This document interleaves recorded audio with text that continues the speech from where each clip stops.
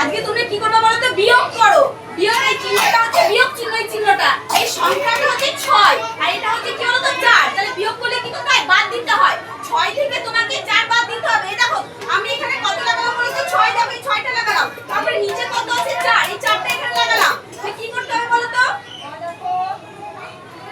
এই 6 থেকে কি করতে হবে? 4টা বাদ দিতে হবে। দেখো প্রথমে এখানে 6টা সংখ্যা নিয়ে নেব। দেখো 6টা মাছ 1 2 3 4 5 6। তাহলে 6 থেকে কত বাদ দিতে হবে? 4। তাহলে 6 থেকে তোমাকে বাদ দিয়ে দিলাম। দেখো 1 2 3 4। তাহলে কত পড়ে থাকছে তোমাকে? 6 থেকে 4 বাদ দিলে 2 পড়ে থাকছে। দেখছো 2 হলে তো দুটো মাছ এখানে কত থাকছে? দুটো মাছ। তাহলে 6 থেকে 4 বাদ দিলে কত হয়? 2। তাহলে 6 থেকে 4 বাদ দিলে 2। বুঝতে পেরেছো এটা? তারপরে এটা দেখো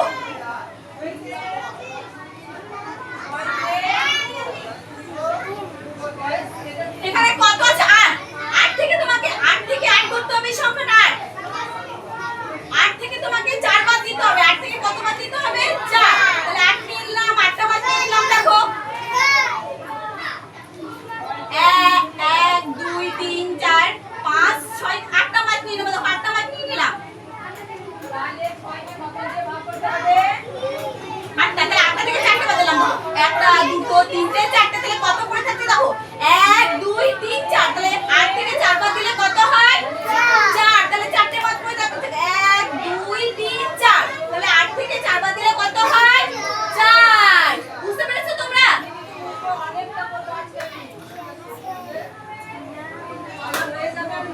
এখানে কত আছে দেখো তো? 5। তাহলে 5 তোমাকে ফার্স্ট নিতে হবে 5 নাম্বারটা। এখানে কত আছে? 5। আমি কি নিয়ে নেব বলো তো? 5 নিয়ে নেব। 5 থেকে কত নিচে 2 2 লাগিয়ে দিলাম।